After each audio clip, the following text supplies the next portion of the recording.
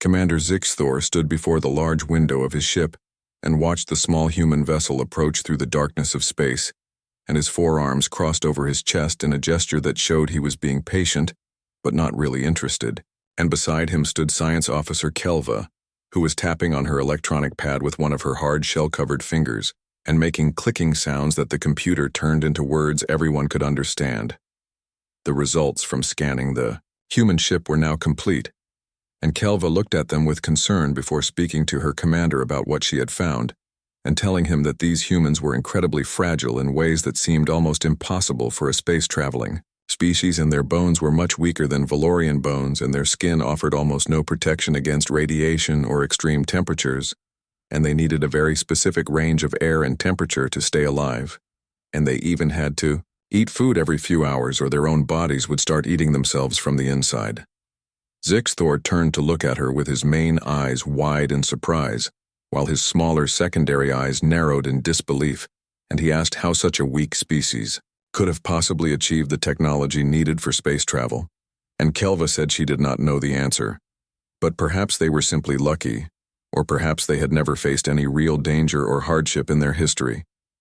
The human ship called the Explorer's Hope slowly connected to the Valorian flagship, and Zixthor made his way to the docking area with 6 of his security officers walking behind him, and each Valorian stood nearly 8 feet tall with hard outer shells that gleamed under the bright lights, and they were the result of evolution on a world with heavy gravity, where only the strongest creatures could survive. The airlock door opened with a hissing sound, and 3 humans walked out into the Valorian ship, and Captain John Blake led the group with Dr. Lisa Martinez and Lieutenant Kevin Hayes walking beside him, and to Zixthor's eyes they looked impossibly small and soft, like they might break if touched too hard, and Blake held out his hand in the human way of greeting. Zixthor carefully took the offered hand, being very conscious of how easily he could crush the fragile bones inside, and he welcomed Blake aboard his ship, and Blake thanked him for agreeing to meet, and the group moved to the diplomatic meeting room where Ambassador Trelvik was waiting to discuss possible cooperation between their species. The negotiations began, and the Valorian ambassador outlined the basic terms of what might be possible in trade and cooperation between humans and Valorians, but throughout the discussions, Zixthor noticed how his fellow Valorians looked at the humans with barely hidden dismissal, and the way they glanced at each other when the humans spoke, as if they were watching children play at being adults during a break in the talks. Zixthor walked past a corridor and heard several of his officers talking quietly among themselves, and one said he had seen how thin the human pressure suits were, and that one small tear would kill them in seconds. And another officer said he had heard that humans could only survive about 3 minutes without oxygen, while Valorians could hold their breath for 3 hours, and a third officer asked why they were even bothering to negotiate with humans, because they would probably go extinct within a generation once they encountered the Hive or the Ravagers or any of the other dangerous species in the galaxy. Zixthor said nothing, but privately he agreed with what they were saying, because the galaxy was not a kind place for weak species, and he did not see how humans could survive long in such a hostile universe. Captain Blake must have sensed the attitude of the Valorians, because during the evening meal he addressed it directly and set down his eating utensil and said that he knew what the Valorians thought of humans, and that they had seen the same reaction from every alien species they had met so far, and that the Valorians looked at humans and saw only weakness. Zixthor started to say he meant no offense, but Blake held up his hand and said none was taken, because the captain agreed that compared to Valorians, the humans were weak, and their bodies broke easily, and required constant care, and by most measures, humans were poorly designed for survival in a harsh universe. Kelva asked how humans managed to persist and survive if they were so poorly designed, and Blake smiled and said it was because humans did not quit, and that they might break but they did not stop, and that this was both their gift and their curse, and that was something the Valorians would need to understand about humanity. Zixthor did not understand what Blake meant, but he would learn soon enough. The next morning, the diplomatic talks ended with a small trade agreement where Valorians would provide advanced shield technology in exchange for human art and cultural information, and it was a minor agreement that the Valorians expected would probably never be completed once humanity faced its First real crisis in space, Ambassador Trelvik suggested they seal the agreement with a joint mission as a traditional show of trust between species, and he proposed sending a combined team to study an old abandoned facility on a planet called Kryn 7 in the neutral zone, and Blake asked what kind of planet it was. Zixthor pulled up the information and saw that Kryn 7 was classified as moderately hostile with a toxic atmosphere and extreme temperature changes and unstable ground, and it would be survivable for Valorians with standard equipment, but for humans it would be a serious challenge, and possibly deadly. Blake accepted the proposal without any hesitation, and Zixthor felt a small increase in respect for the human captain, because Blake was either very brave or very foolish, and time would tell which one was true. 2 days later, the joint team assembled and prepared to leave for Kryn 7, and Zixthor would lead 4 Valorian soldiers and 2 scientists, while Blake would lead Lieutenant Kevin Hayes and Dr. Lisa Martinez and Engineer Paul Chen, and they all boarded the shuttle together. As they prepared to depart, Kelva approached Zixthor privately and said she had been studying human history from the databases they had been given. And Zixthor asked what she had learned. Kelva said that the human homeworld had been extraordinarily hostile to life, with mass extinctions and ice ages and supervolcanoes and asteroid impacts, and yet humanity had survived. All of it, and not just survived but thrived afterward, and every time their population was reduced to near extinction, they came back stronger than before. And this pattern was unusual compared to most species. Zixthor thought about this as the shuttle launched toward Kryn 7. And he wondered if perhaps there was more to humanity than just fragile bodies, and maybe their history of surviving disasters had taught them something that other species had never needed to learn. The shuttle descended through the caustic atmosphere of Kryn 7, and the hull groaned under the stress, and the planet's surface was covered in sharp rock formations and pools of acid, and the sky was a dark purple color, and the wind screamed with a fury that suggested the planet itself was angry at their presence. They landed near the old facility, which was a dark structure from an ancient civilization that had vanished thousands of years ago, and everyone activated their environmental suits and the Valorian suits sealed with hydraulic sounds, while the humans took longer to check and double-check all their equipment, and Zixthor noticed their suits had many more backup systems. They left the shuttle, and immediately the wind tried to push them over, and the ground cracked beneath their feet, and the facility was about 1 kilometer away, and Zixthor ordered everyone to stay in formation and watch for unstable ground. They had traveled only halfway to the facility when everything went catastrophically wrong, and the ground beneath them suddenly collapsed completely, and Zixthor felt the horrible sensation of falling as they all plunged into a massive underground cavern.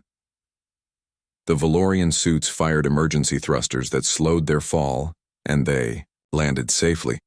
But the humans who lacked such technology fell faster toward the jagged rocks below, and Zixthor watched in horror, expecting to see them die. But at the last moment, Lieutenant Hayes activated something on his suit that released compressed air, and it was not enough to stop his fall, but it changed his angle, so he hit a sloping section of rock and rolled instead of hitting directly. And Chen and Martinez did the same, and their suits tore and sparked, but they distributed the impact across their bodies instead of taking it all at once. Everyone hit the ground hard, and the Valorians landed on their feet with stabilizers absorbing the shock, but the humans landed in broken heaps with their suits damaged and alarms blaring from every direction. Zixthor demanded a status report, and his team responded immediately that they were all functional with only minor damage. But the humans were slower to respond, and Blake groaned over the communication system and said he was still alive and his suit integrity was at 40%, and he asked Martinez and Hayes and Chen to report their condition. Martinez gasped that she was conscious, but her left arm was broken, and her suit was holding, and Hayes coughed and said his ribs were cracked but he could still function, and Chen reported leg injuries but said he could walk. Zixthor checked his scanner and saw they were 300 meters underground, and the collapse had sealed the entrance above them, and they were now trapped in an unstable cavern system filled with toxic gases, and the only way out was to find another exit. One of his soldiers, named Krevnak, quietly suggested they should leave the humans behind. The underground network of caverns on Kryn 7 revealed itself as a maze of connected chambers and each one was more dangerous than the last, and the team had been moving through the darkness for 6 hours when Kelva made a disturbing discovery about the air quality. She told Commander Zixthor that the atmospheric readings were getting worse and oxygen levels were dropping, while toxin concentrations were rising, and Zixthor asked how much time they had before it became critical. Kelva checked her instruments and said that for Valorians they had approximately 40 hours before the air became deadly. But for the humans whose suits were already damaged, the filtration systems would fail completely in about 15 hours. Zixthor looked back at the human team and saw that they had heard the report, but none of them had stopped moving. And Blake met his eyes and gave a small nod, as if to say they understood what this meant, and they would deal with it. Zixthor decided they needed to move faster and find an exit as quickly as possible. They entered a massive chamber where the walls pulsed with strange glowing fungi that cast everything in an eerie blue-green light, and the floor was covered in a thick layer of organic matter that released clouds of tiny particles with every step they took. Kelva warned everyone to avoid breathing the particles if possible, because her analysis showed they contained neurotoxic properties that could damage the nervous system. The Valorian suits filtered the particles easily, but the human suits, which were already compromised, began triggering warnings and alarms. Chen reported that his filters were clogging, and he was switching to his reserve system, which would not last as long. They were halfway across the chamber when Hayes suddenly stumbled and fell to one knee, and Blake immediately moved to his side and called out his name. Hayes insisted he was fine and just needed a moment to rest, but Martinez checked her medical scanner and said his vital signs were dropping because the toxic particles were getting through his damaged suit seals. Zixthor approached and could see that Hayes was clearly in distress, and his breathing was labored and difficult, and Zixthor offered to have his soldiers carry Hayes, but the lieutenant refused. Hayes forced himself to stand and said they should save their strength and that he could walk on his own. And he did walk for another 3 hours, even as the toxins in his system increased and his condition worsened. Zixthor could not understand it because the logical response to such poisoning was to conserve energy and wait for help. But Hayes pushed forward, driven by something Zixthor had never seen in any other species he had encountered. They found a relatively stable area where water seeped through cracks in the rocks and created a small underground stream, and Zixthor called for everyone to rest for 30 minutes and told them to conserve their supplies. The Valorians settled into efficient rest positions because their bodies were designed to recover quickly, but the humans collapsed against the rocks, and their exhaustion was obvious to everyone. Zixthor approached Blake and said that Lieutenant Hayes needed medical attention that they could not provide in these caverns, and Blake quietly agreed and said he knew this, but they would keep moving anyway. Zixthor asked why they would not accept help, and why they would not accept when they were clearly beaten by the situation. Blake looked up at him with tired eyes that were still clear and focused and said that this was not what humans did, and explained that humans were taught from childhood that the only true failure was giving up. And Hayes knew this, as did all humans. Zixthor said this seemed illogical, because accepting help was not the same as weakness. Blake said they would accept help when they had no other option, but as long as they could still move on their own, they would continue moving, and this was simply human nature. Dr. Martinez joined the conversation and asked if Zixthor knew how humans had evolved on their home planet, and Zixthor said the database had mentioned Earth was a relatively peaceful world.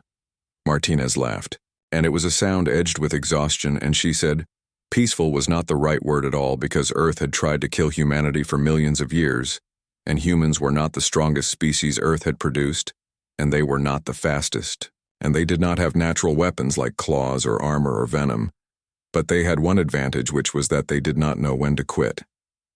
She pointed at Hayes, who was being helped by Chen, and she explained that human ancestors had hunted prey by chasing it until the animal collapsed from exhaustion, and this was called persistence hunting, and humans did not outrun their prey, but they never stopped following it hour after hour until the animal was too tired to run anymore.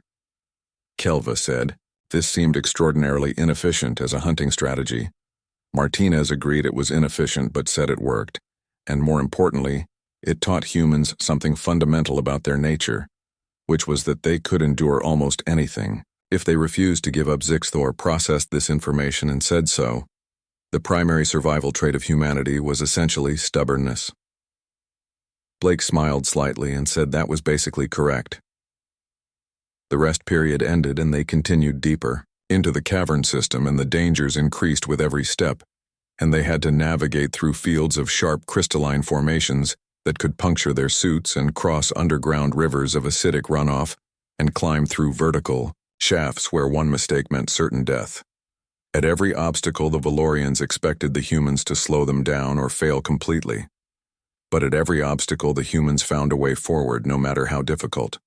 When Martinez's good arm grew too tired to climb, she used her legs and back to pull herself up, and when Chen's injured leg could not support him on steep slopes, he pulled himself up, using only his arms, and when Hayes grew too weak to carry his equipment, he distributed it among the others and continued with just his failing suit. 12 hours into their journey through the caverns, they reached a critical junction where 3 tunnels branched off in different directions. Zixthor said they must choose correctly because they had limited time and resources for backtracking.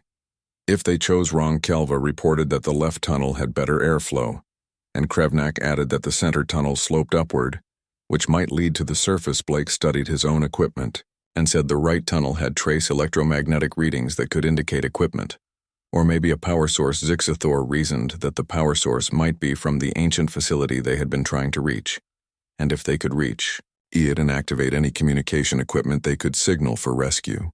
They debated for several minutes before Zixthor made his decision to take the right tunnel, because Blake's reasoning made sense. They had traveled for an hour down the right tunnel when disaster struck again, and a section of the tunnel collapsed ahead of them, but not from structural instability, but from something large moving through the solid rock. From the debris emerged a creature that Zixthor recognized immediately from the planetary surveys as a stone borer, which was one of Kryn 7's native predators. And the creature was massive, with a body covered in grinding plates designed to tunnel through rock, and it had no eyes but sensed vibrations through specialized organs along its body. Zixthor commanded everyone not to move because stone borers hunted by detecting vibrations in the ground. Everyone froze completely, but then Hayes coughed because his poisoned lungs betrayed him at the worst possible moment. The stone borer's head swung toward the sound and it charged directly at them. Zixthor roared for everyone to scatter, and the Valorians moved with military precision, and their weapons fired rounds that would have destroyed normal targets. But the stone borer's hide was designed to withstand the pressures of moving through solid rock, and the shots only made it angrier. The humans ran as fast as they could, but their damaged suits made them slower, and the stone borer targeted Martinez, perhaps sensing her broken arm as a sign of weakness. Blake did something that shocked every Valorian present because he ran toward the creature, instead of away, and placed himself between the stone borer and Martinez. He shouted to get the creature's attention and fired his weapon directly into its face, and the bullets did no damage but served as a distraction. The stone borer turned toward Blake, who was now trapped between the creature and a dead-end section of tunnel, and Zixthor saw what would happen next because Blake would be crushed. But Hayes, despite his poisoning and despite his broken ribs, sprinted forward, and he carried an emergency flare for signaling, and he ignited it and threw it down the creature's throat, just as its grinding mandibles opened to crush Blake. The flare exploded inside the stone borer's mouth, and it was not enough to kill the creature, but it caused enough pain to make it recoil and smash into the tunnel walls in agony before fleeing back into the hole it had created. Blake helped Hayes stand, and both men were breathing hard, and their suits were now at critical failure levels. Zixthor said what they had done was foolish, and they could have died.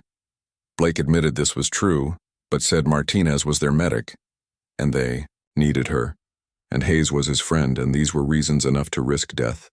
Zixthor had no response because in Valorian culture individuals were expected to serve the group, but self-preservation was still the most important thing, and this casual willingness to sacrifice oneself for others was completely alien to him.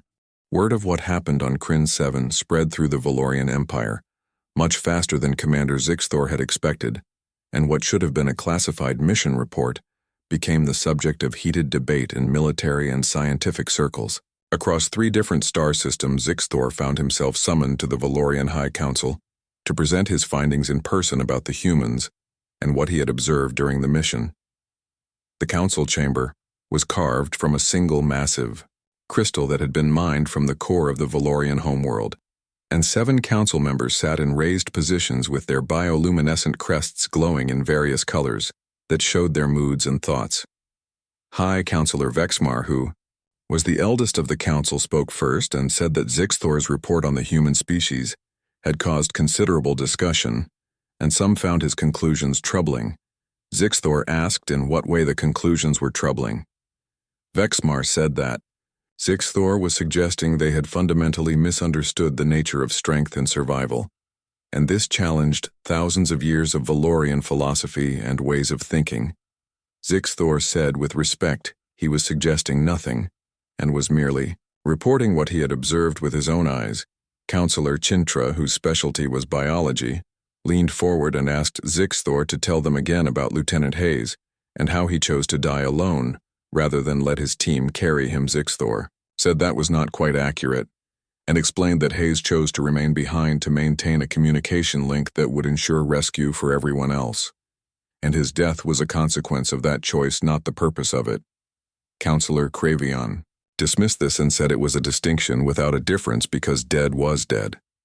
Regardless of the reasons, Zixthor challenged this gently and asked if that was really true, because Hayes's actions directly resulted in the survival of 6 Valorians and 3 humans, and if Hayes had not maintained that signal they would still be lost in those caverns, and his death had measurable and quantifiable value.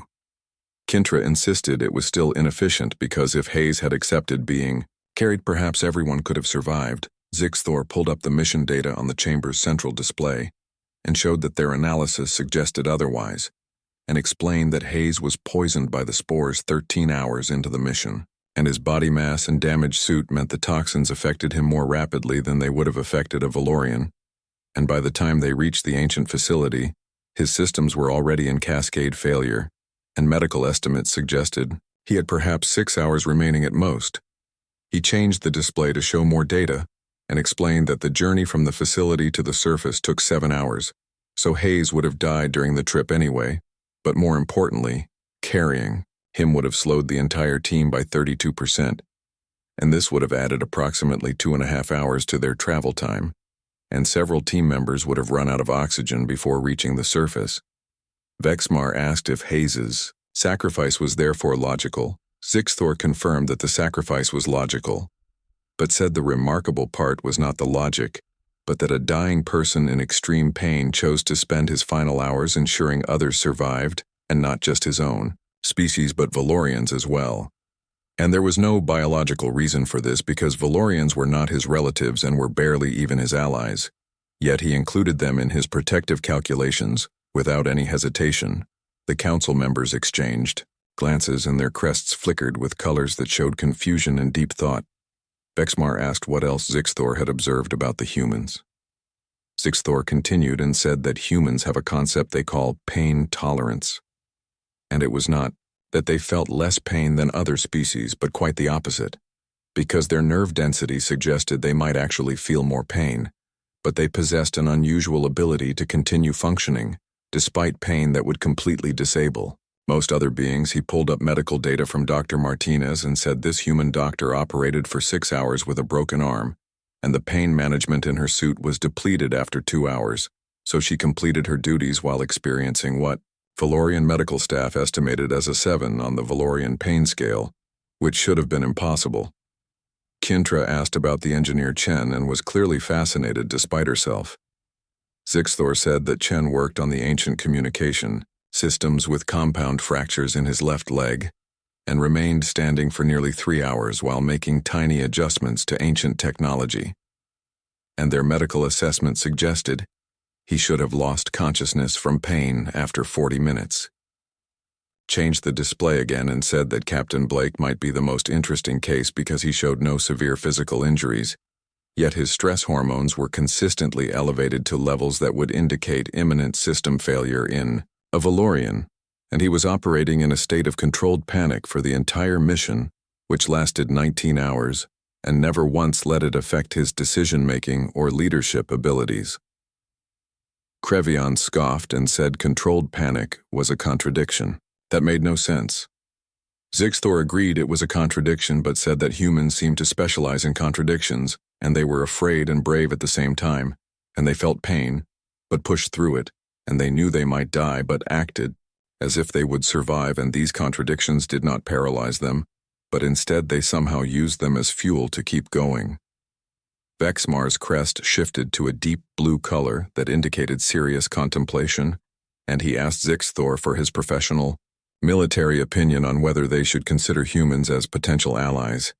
Zixthor said directly that he believed they would be fools not to consider humans as allies. The bluntness of his statement caused several crests to flare in surprise.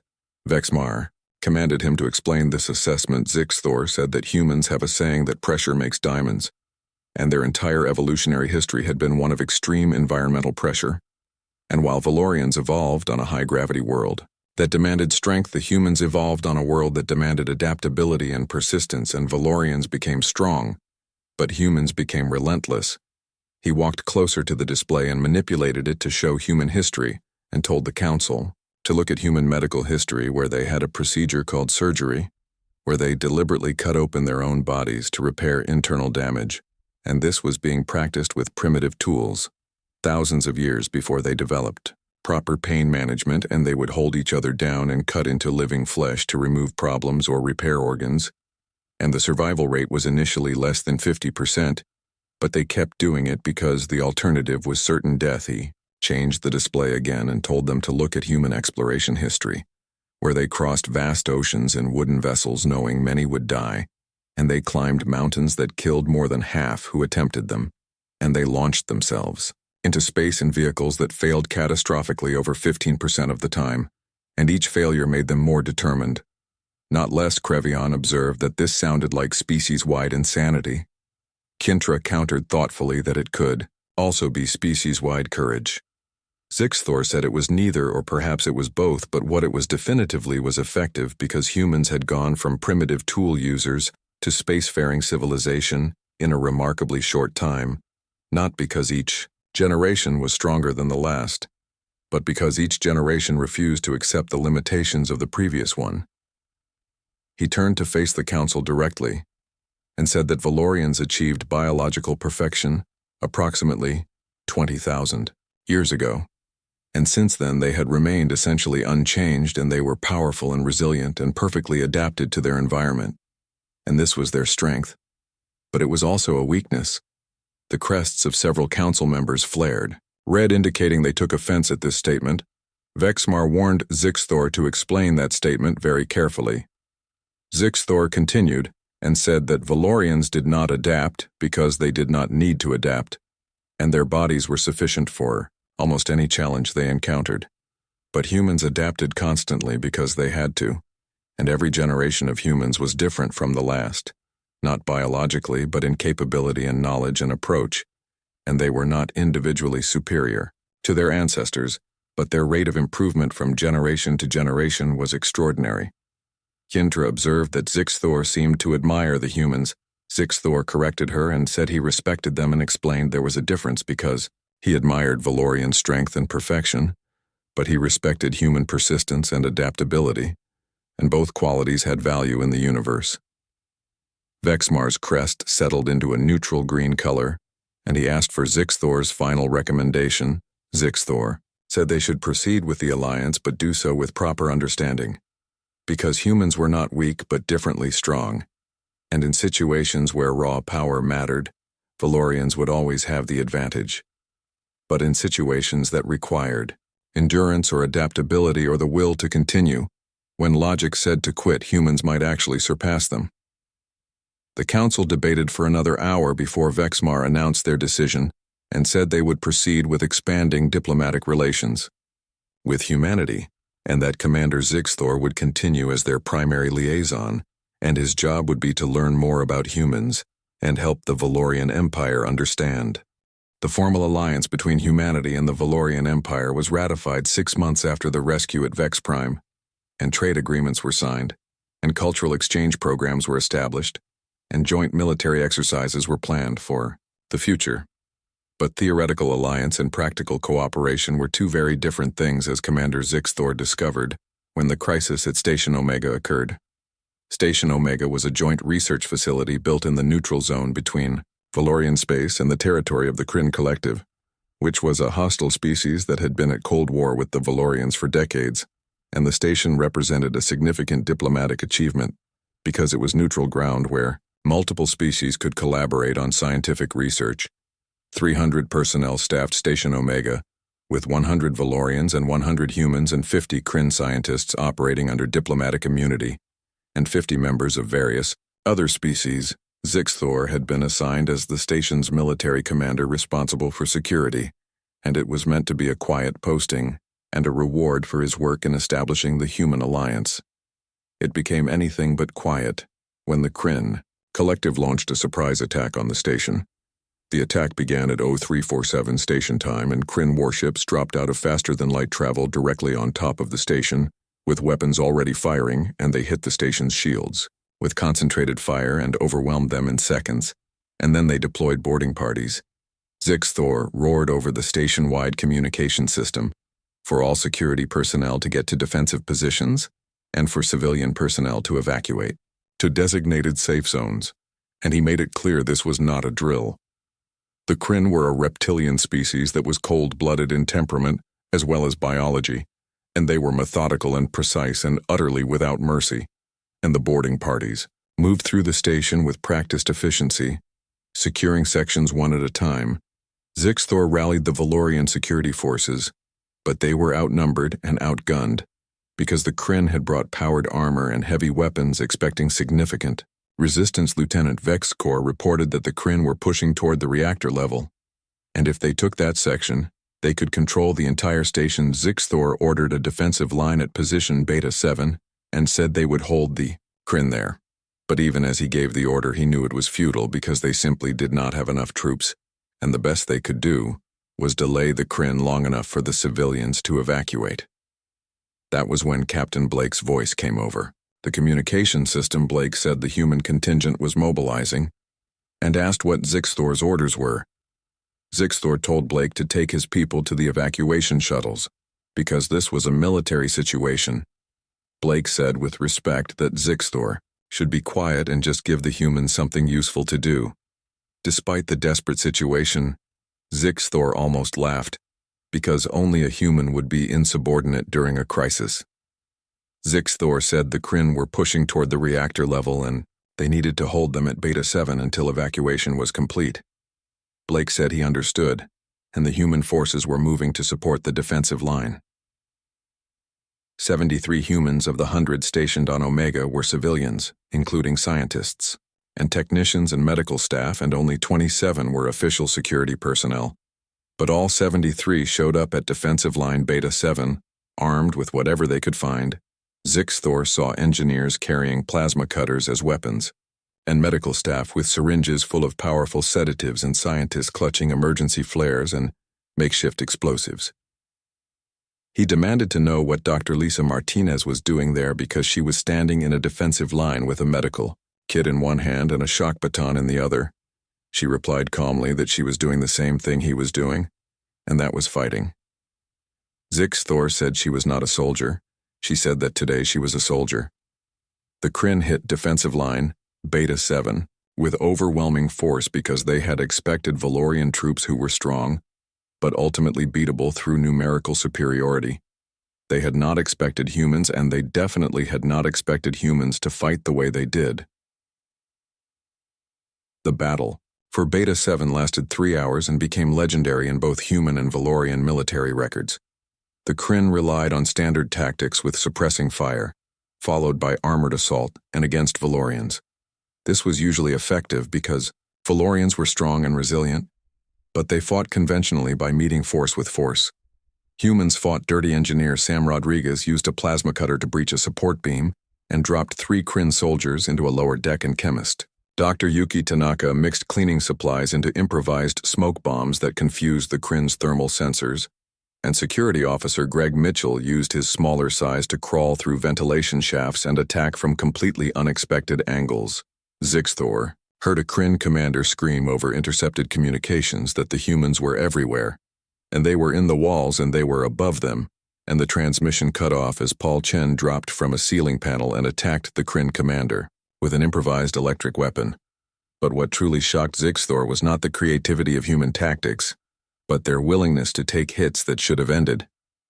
Security Officer Nicole Grant took a plasma bolt to the shoulder that would have hospitalized a Valorian for weeks, but she switched her weapon to her other hand and kept fighting without stopping.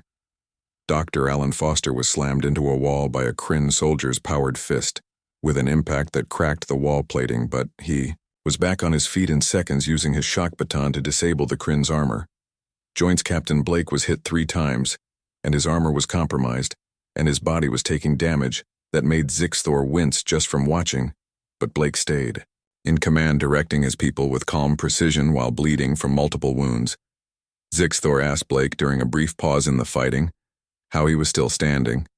Blake replied with a pained grin that sitting would be more dangerous. Kryn commander made a tactical mistake. Then, because frustrated by the human resistance, he ordered his troops to push harder and committed more forces to overwhelm Beta 7. This left other sections of the station lightly defended, Zixthor said to Blake that if they could hit the Kryn command center while the enemy was focused on Beta 7, they might turn the tide. Blake interrupted and said he was way ahead of Zixthor, and that Chen and Rodriguez and Grant were already on their way with explosives and they were going to destroy the Kryn's tactical systems. Zixthor asked how Blake had known to do this.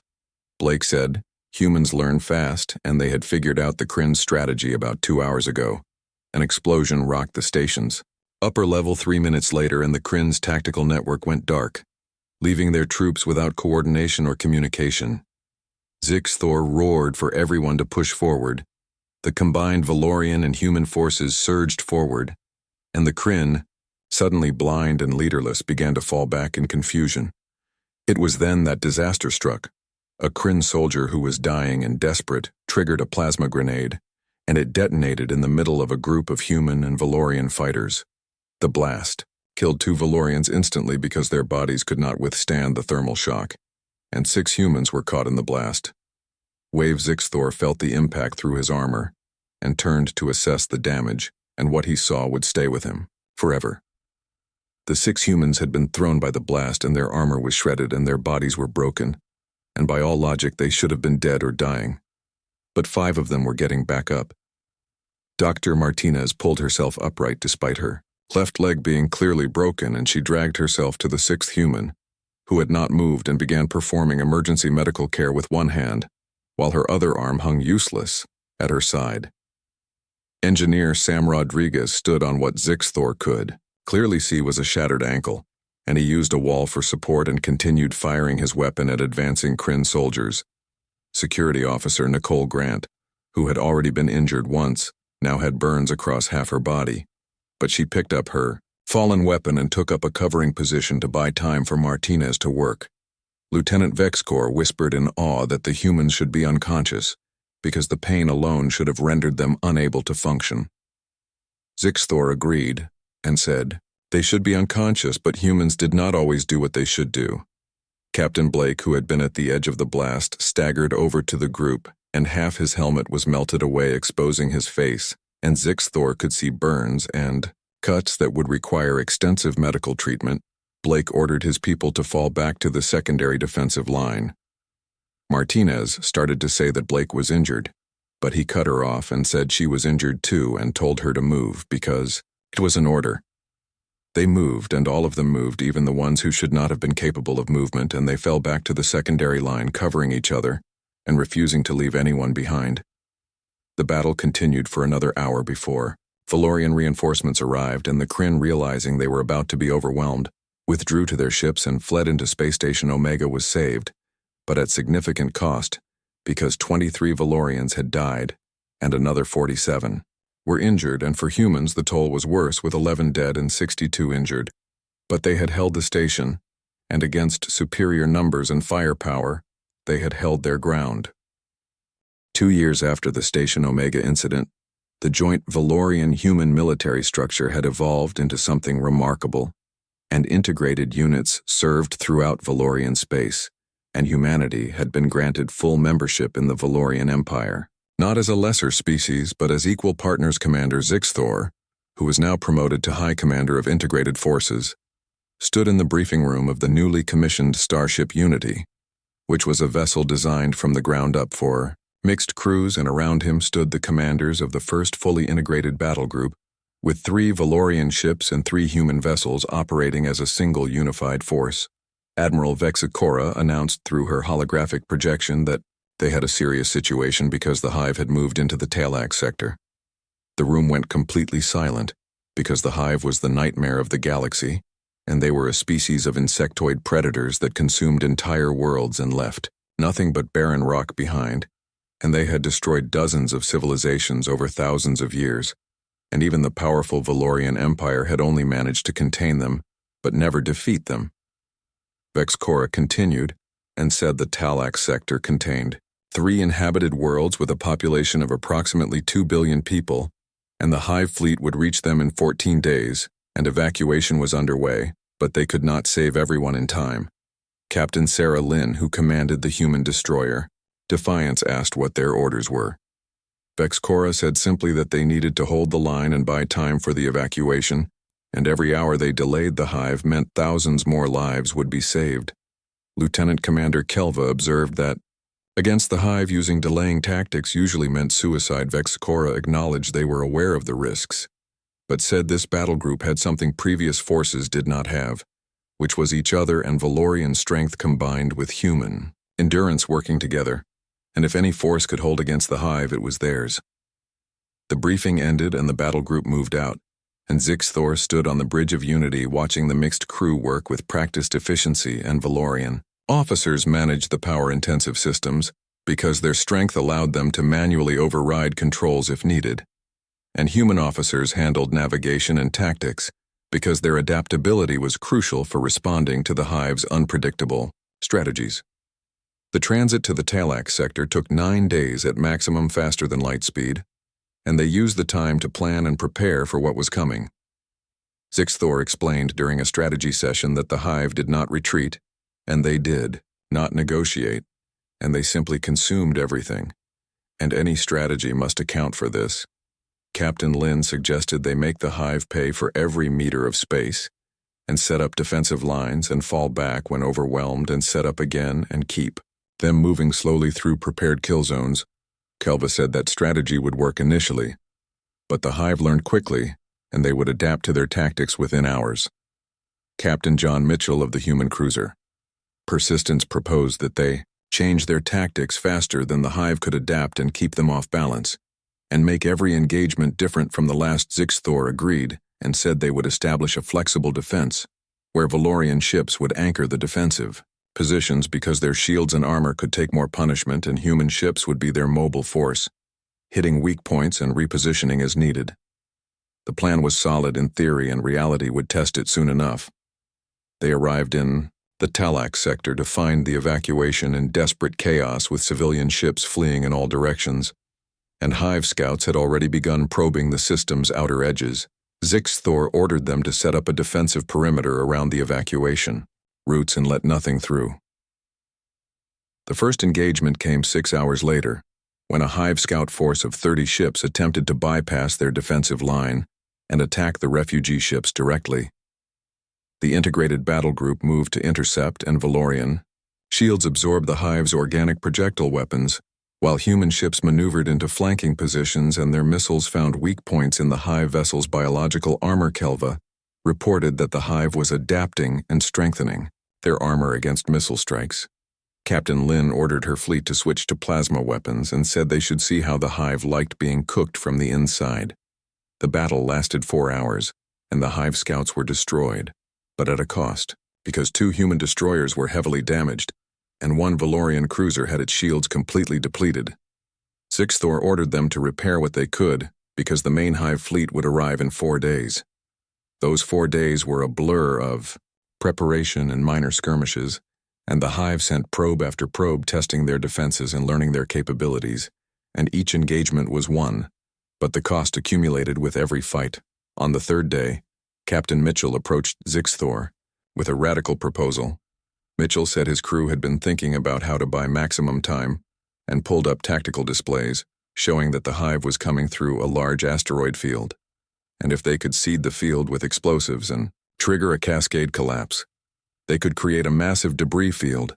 Zixthor finished the thought and said it would destroy billions of tons of asteroids and create a barrier the hive would have to navigate around, and it could buy them 2 or maybe 3 additional days. Kelva added that she saw the flaw in the plan, because someone would need to stay behind to trigger the explosives at the right moment, and the hive would reach the field before the evacuation was complete. So whoever triggered the charges would be trapped on the wrong side of the debris field. Mitchell nodded grimly and said he knew this and that. The Persistence would set the charges and trigger them, and his crew had volunteered for the mission. Zixthor said, absolutely not, because they did not sacrifice entire ships. Mitchell interrupted with respect and said they did sacrifice ships when those ships could save millions of lives, and told Zixthor that he had been learning about human endurance for 2 years, and now it was time to let humans show what that endurance actually meant.